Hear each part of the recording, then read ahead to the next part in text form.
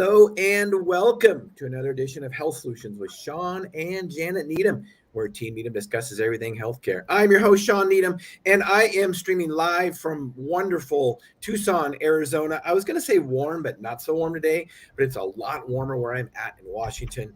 I'm excited to be down here at a training camp to ride my bike, and excited that and thankful that my wife is holding down the fort in the pharmacy while I can do that. So I will see her shortly, though, because she's going to spend the long weekends with me. So today, you do not want to miss out on this episode.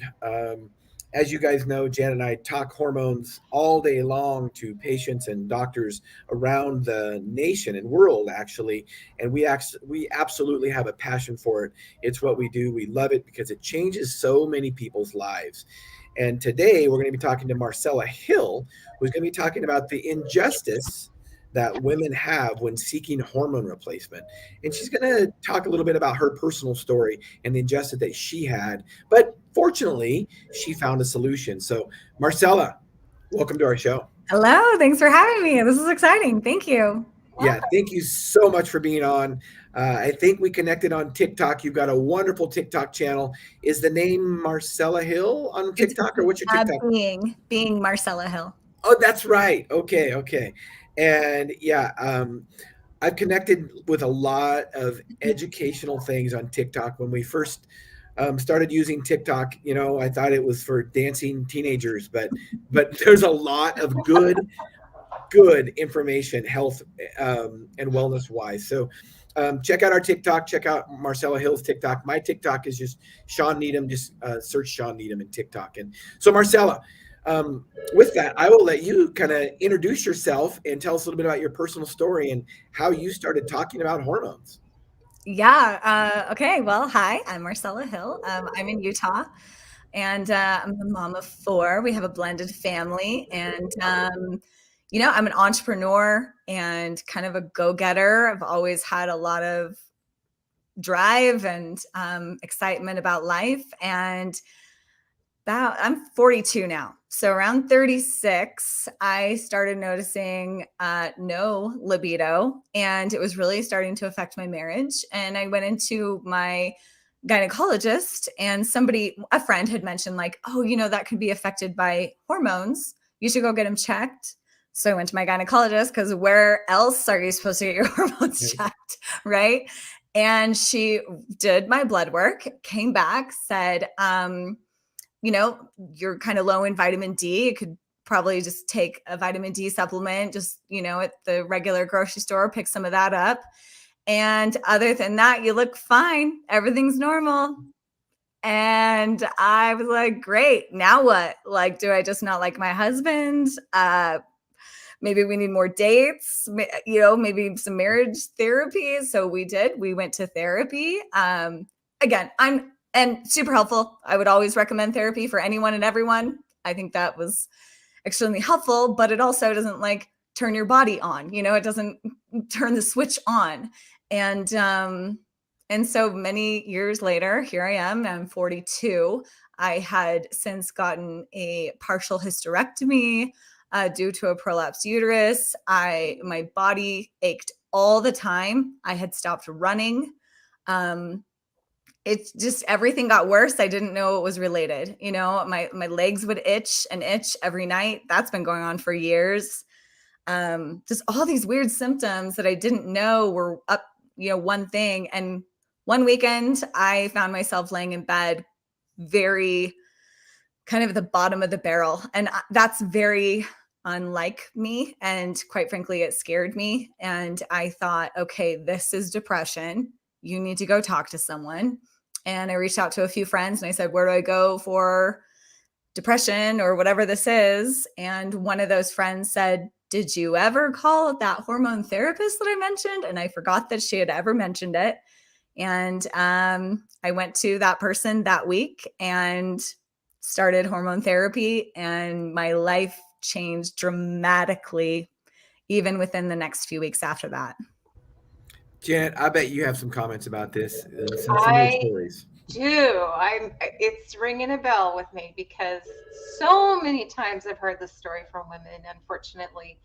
And the sad thing about it is that sex between a couple isn't just the intimacy, it's also a communication. And so there's so much more than just the physical part of it. The mental and emotional in a relationship is huge. And so I've even had horror stories of, oh, you're fine, just why don't you just use some lidocaine?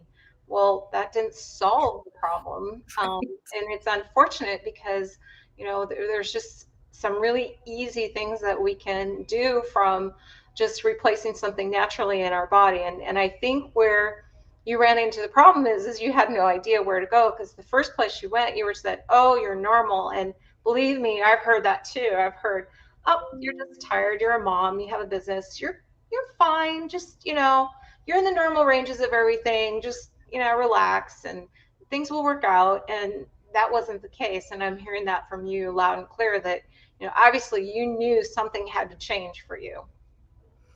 Yeah, I think I mean, I didn't know that this was a problem. I just thought it was my own personal problem. I thought it was me just not knowing where to go. And it just so happens I didn't have a community on TikTok. I had never spoken about women's health at all. I am in like a public speaking setting, but talking about motivation and joy and lifestyle and not anything to do with vitamins or health or supplements or anything like that. And I just shared my story just as a, hey, this happened and wow, isn't this crazy? And over the next few days, over 9 million people saw that. And it was like the matrix broke that I lived in, because I just had no idea. I didn't know that millions and millions of women were feeling the same way I did, and that they weren't getting help, and that they were just being completely told that feeling like crap was normal. I mean, I'm just here living in the world that you are in. I didn't know that women in general feel like crap. I did not know that. I didn't know that that was what we were doing here. And why is it normal and okay? I don't know. When did it become normal? I guess that's the question. Like, when were women like, at what point did we know that the girl next door felt the same way I did? At what point did we know that this was happening in South Africa and Australia? Like, we're all just going to our doctor in a closed office with one-on-one person. There is no point in time that a whole group of us are saying what it is until now. And it's pretty crazy to see. It's a little overwhelming, quite frankly. So let's talk about some of the things you mentioned. Depression. So Janet, let's talk about some of the things that we commonly see, like depression, and women are prescribed antidepressants, whether it be Prozac or Zoloft or Effects or whatever. And it's actually a hormone imbalance. Let's talk a little bit about that. Right. So what always comes to mind for me is testosterone in women, especially when we're talking lack of libido, hard time sleeping, wanting to stay in bed.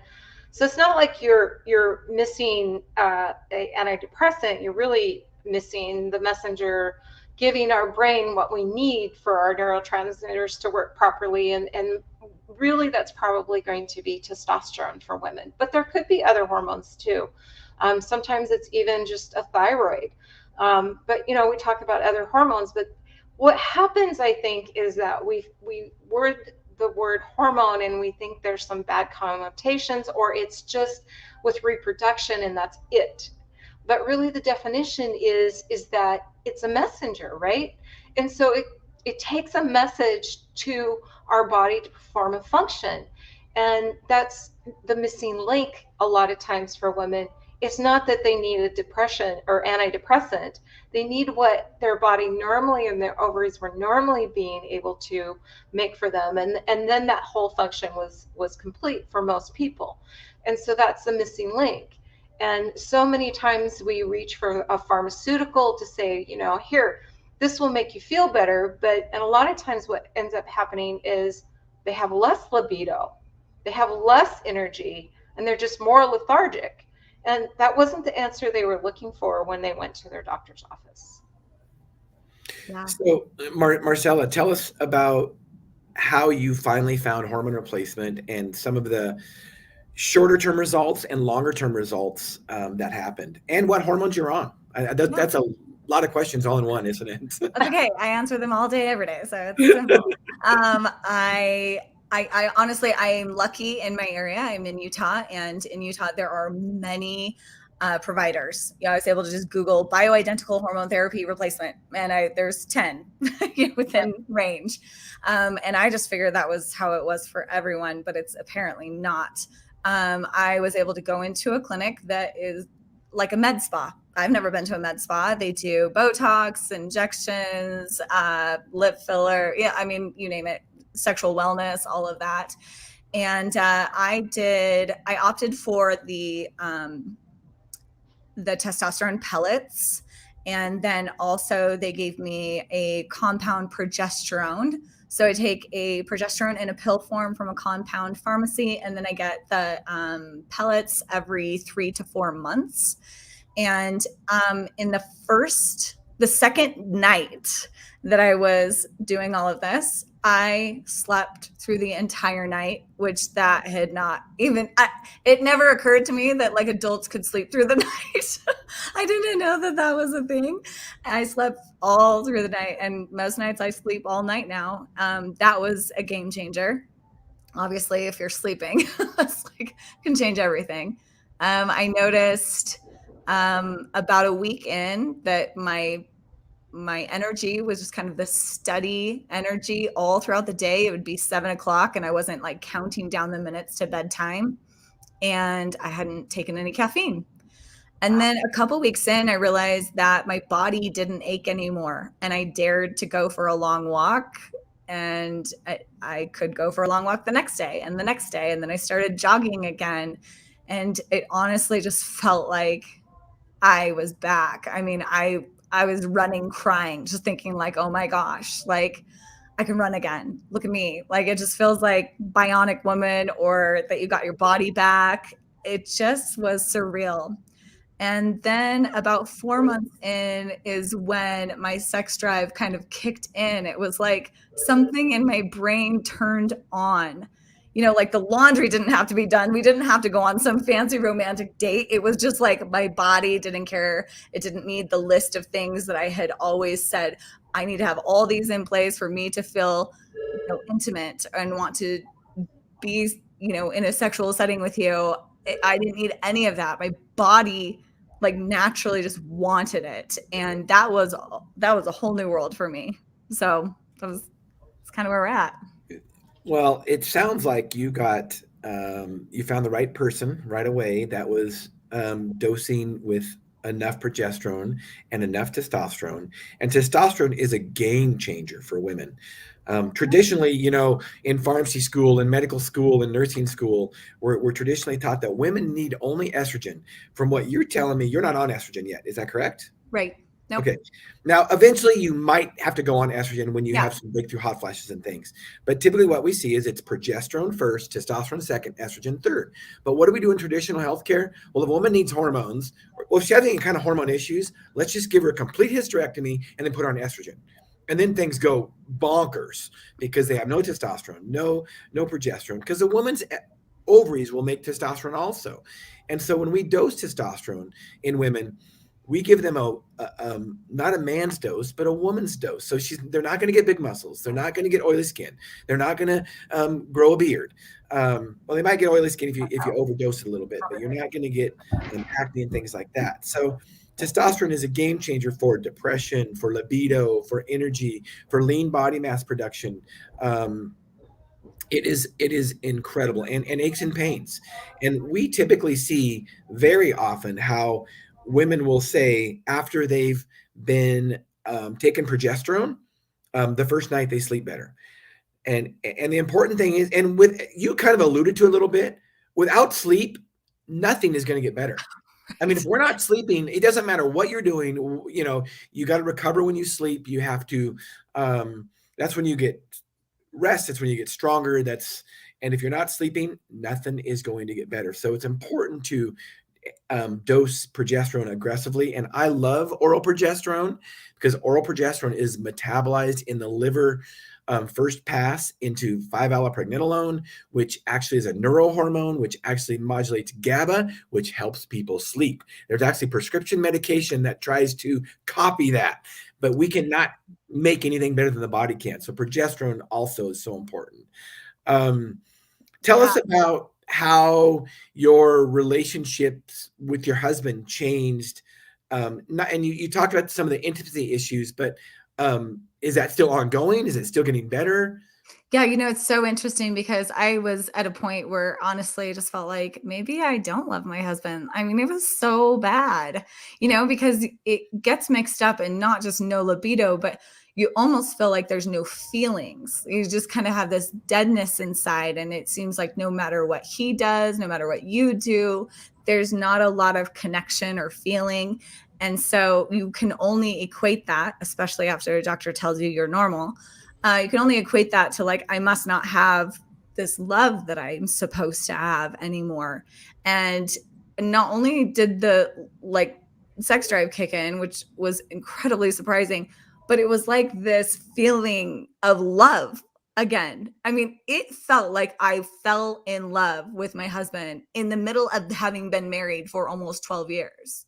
I mean, it was just crazy. I felt like this little schoolgirl, not wanting to do anything else except for hang out with my husband. I mean, isn't it great? So great. It was so great. And now I think it's interesting because when for anything, right? It's new, it's exciting, and I wish it was like just this constant newness, but you kind of settle into it, right? And I will do this forever. Like, I mean, I feel so good, and it's like I can function in my life the way I've always wanted to. And one thing I have learned though is that, okay, you have all of these things like back in place.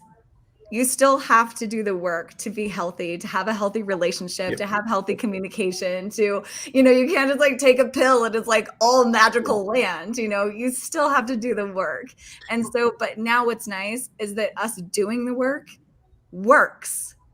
That was what was so frustrating. We were going to therapy, we were doing all these things, and it was just like every time we just hit a wall and it wasn't like soaking into my brain. And now it feels like when we read books together and we have really great conversations, it's like my body can respond properly, if that makes sense. Absolutely. 100%. And we hear it all the time. And one of the things is that, when we talk about optimal versus normal, Jana, when we talk about optimal versus normal levels, when you just said that it's normal.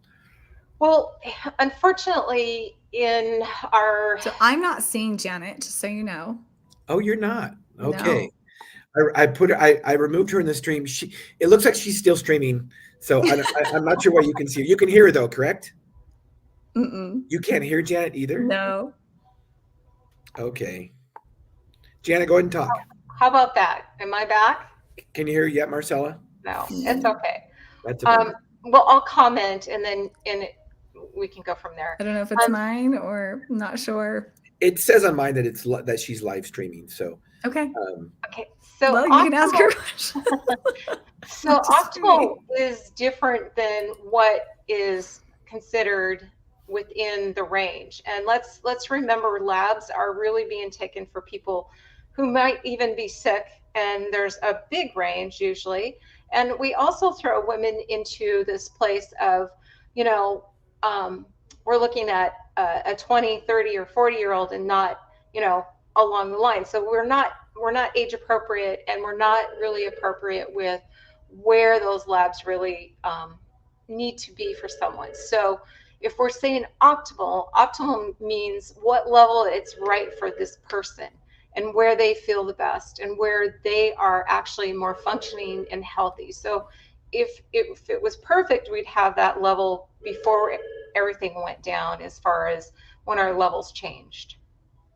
Yeah, we were just discussing, Marcella, optimal versus normal levels and how it's important that, we optimize the hormone levels. We've got some comments for one of our loyal viewers, Laura Vest Turner. It's a dirty little secret that no one wants to talk about. Definitely. And she made another comment that it's no wonder there are so many divorces as women start perimenopause. When you think about it, in their 40s, there's a lot of divorces. If we had our hormones stable, I suspect the midlife crisis for women would improve and marriages stay together. That's true. And it is, hormones are a piece of the puzzle, like Marcella said. Still diet, exercise, sleep are still very important, taking care of yourself, but hormones are a piece of the puzzle. Do you want to piggyback on that, Marcella? Can you hear me, Marcella? Marcella cannot hear me. Well, I'll note this to the comment. We've actually seen couples go from, like you say, almost divorce court to actually being happy and functioning. And that is super rewarding to see on our end. And it's unfortunate that we got to that place, because what we did to them was partly, as health providers, our fault, because we said, well, you're normal, but they were really saying something's not normal for me. I'm not feeling right. I'm not the same person. My relationships aren't right. And we weren't hearing them. So what we did is we shut them down further. And I personally am not a fan of throwing anybody on an antidepressant for when they're going through perimenopause or menopause, because it is a process where a lot of times what's happening in our body is hormones are changing. So if you go to what the normal function of these hormones would be, then we probably are going to reverse some of the things that we're talking about. And unfortunately, we also kind of have made intimacy and sex dirty. And really, let's back it up and say it's not just for reproduction. It's for having healthy relationships within a marriage, and a couple needs to have that intimacy, and it comes on both sides. And when the woman is just totally, not part of that picture and doesn't, just like Marcella was saying, you start questioning, your relationship and how you are feeling, and do you love this person? Do I love my family? Do I love my, there's all kinds of things, and it's unfortunate, but we see women who first start out with their hormones in the same boat, or before they do, saying the same things that Marcella has said. Absolutely. And I can tell you, Marcella's having some technical challenges. I think we're trying to get her back logged on. So I'm so glad you're here to chat, Janet. And she's going to be back on. Marcella, welcome back. Hi, I can Hey, hear there you are. you. All right. Again. We talked about, just kind of piggybacked on some of the things we've already talked about, but optimal versus normal. And, I want to say that is like, if you go to a doctor and, you're in post-menopause, and, they say your levels are normal. Sure, your levels are normal for a 55-year-old woman, but you weren't having symptoms like this when you were 35. So realize that you want to be like you were when you were 35, not when you're 55. So that's the difference between normal and optimal. And that number is, like Janet said, it's different for everybody. And labs are a tool to go along with symptoms and history. So that's what's important. Well, and I think, sorry, from my viewpoint, like at what point was that decided that those ranges were normal? And at what point in time is anyone going to be going back to say, are these still what we want to see as normal? If they're going off of something, I can't even figure out what they're going off of. If they're going off of 10-year studies, 20-year studies, saying this is a normal range for a 50-year-old, but no one's paying attention that 35-year-olds feel awful, are committing suicide, are ending their marriages, are leaving their jobs. Are we okay with saying those ranges are normal still? Right. Who is doing that work? And I just don't think, from my viewpoint, that that's going to happen as fast as we need it to. And so it's going to take the women saying, this is not normal for me. Exactly. And I think when you look at labs in general, and I had a whole podcast on this, when we look at normal level for labs in general, it's normal for people that are seeking healthcare. Usually people that are seeking healthcare are sick. So It's normal for sick people. I can tell you, I use myself as an example all the time. When I was 39 years old, and I have a twin brother, and it was the same. I'm going to put him alongside me. Our testosterone level was 1,250 when we were 39 years old. The normal level is 200 to 800. I was not on testosterone when I was 39 years old. So why? I guess I was abnormal, or the numbers are just not for everybody. You have to take that in consideration, and women the same. So, and I will tell you that, and we're going to be having this on our podcast about the intimacy issue, how important. Janet kind of alluded to it, but sexual relations with our spouse is what sets us apart from just being friends. And it is so, so important. And there's two things about sex. Not only does regular sex make you healthy, but healthy people have regular sex. So that's a very, very important aspect. And I want Janet to talk about this because we hear this one a lot. Marcella, you already said you're never going off hormone replacement. Janet, what is your opinion about that? Well, and what have we got in pharmacy school? I've said this many times, but here's the reality. Hormones were messengers, right? To give our body functions. And it isn't just the sexual side. It's also the side of, Marcella talked about the ability to run, to actually be functioning as a human, right? Being able to move and do the activities that she loves to do. Therefore, she's able to do that. She feels better about herself because she can actually do something she loves to do. So it helps with her mental health too. And if we're just talking testosterone, well, for women, lean body muscle mass is huge, preventing disease, right? We don't have as much abdominal weight. We have more real muscle. And then those little things called bones that we want to have. And, I could be here all day talking about, what happens to men and women when they don't have strong bones. I mean, to me, it's, we could be here all day, but intimacy for women, and speaking for myself, is also feeling good about ourselves, right? How do you approach your spouse if you don't feel good about yourself, right? And so what she touched on is she felt joy when she was out there running and doing those physical activities that she wanted. She also could say, who cares about my laundry today? I want to be with my spouse, right? I want this, right? I need this. And she was able to make those connections in her brain because all the things of the puzzle were together in the right place for her. And that's what we're really looking for. And I don't want to stop. I have how many clients that are in their 80s and 90s, and they still want to be intimate. They still want to go out and ride their bike. I mean, last year I rode with a guy who was 86 years old and 100 miles on a bike. I mean, why would we want to stop living? Why do we want to put that barrier saying, just stay at home, don't do anything? I mean, so there's so many things. I mean, I could be here all day, but there's so much more than just what we say of, grab a cream or a pellet or something that we're putting in our body. There's so much more to it.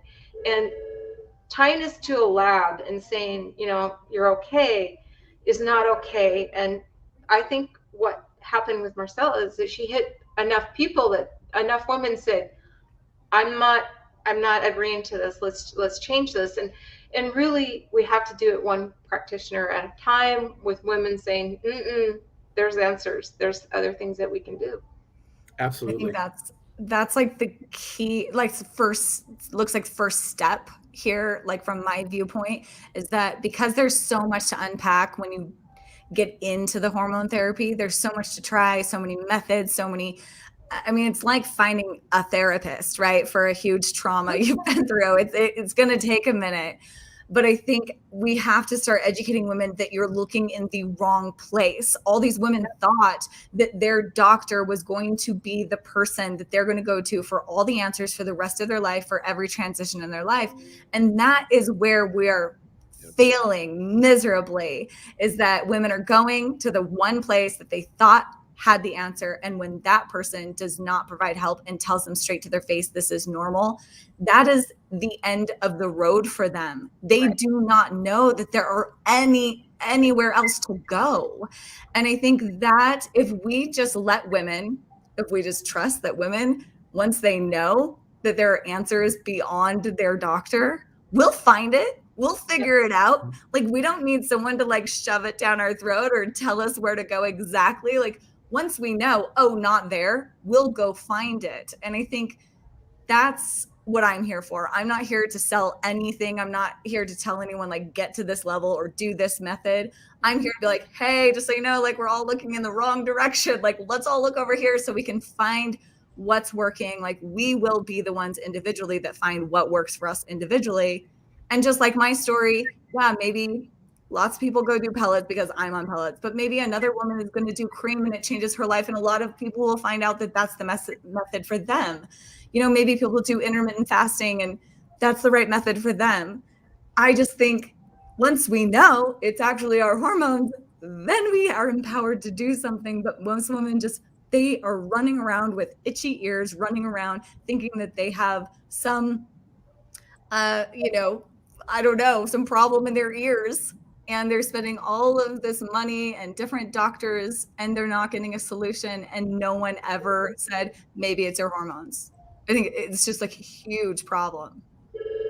Well, our goal of this podcast, as it has been in our pharmacy for over 25 years, is to educate and empower individuals to take charge of their own health. And you have helped us realize that goal today, Marcella. As we wind this podcast up, I want to ask you, what do you have a passion for? Changing the world. Woo, that's honestly, a big goal. I want to, you know, I've always been a dreamer, but we've seen people in history change the face of this planet into what they want it to be, into what they think can exist. And I believe that we can live in a world where women know who they are and they feel good. That's awesome. So if anybody has any questions, I want to stream Laura's last comment. I love streaming our guest comments. Sadly, practitioners that deal with female hormones aren't usually covered by insurance. We have to pay out of pocket for this treatment, which is sad.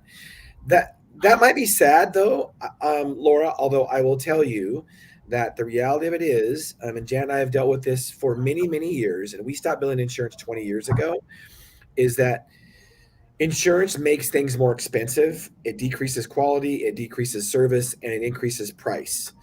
So when we work directly with a client, it actually gives the best of all three. And that's one of the reasons a lot of those clinics don't bill insurance. It's also why when you go to a traditional practitioner, they want to just prescribe an antidepressant because it's much easier, it's much faster. They're not getting paid enough for their time, so they just dispense right prescriptions all the time. So that's a great comment, Laura. So tell us about your link tree and how to get a hold of you, Marcella.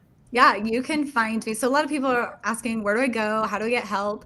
If you click on just the link in my bio, go to marcellahill.com, find me on social at being Marcella Hill. I have a couple of resources that I've gathered, and this isn't just me gathering them. I have a Facebook group called Wake Her Up that is thousands and thousands of women saying their recommendations. And that is where we're coming up with this list. All these women are coming together saying, I went here, I loved it, great experience, I would recommend it. And that's where we're putting everyone you can trust. It's like your friend recommended the best place ever. So that's where we're putting it. And you can find everything. I am the author of Wake Her Up. You can get a signed book there as well, and all the things. Awesome. I love what you're doing. We're going to have you back on and talk about your book. Yeah, I would love to. That's I love hormones, but my book is probably my biggest passion. Yeah, we will definitely do that. So thank you for being with us today, Marcella, and helping us realize our goal of educating and empowering individuals. Thank you, Janet, for holding down the fort while I'm gone, and thank you for all your comments today.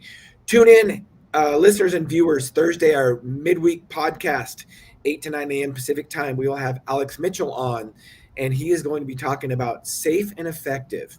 Safe and effective, what does those mean when it comes to drug therapy? You might be surprised. So tune in Thursday, our midweek podcast, Health Solutions with Sean and Janet Needham. Thank you for listening.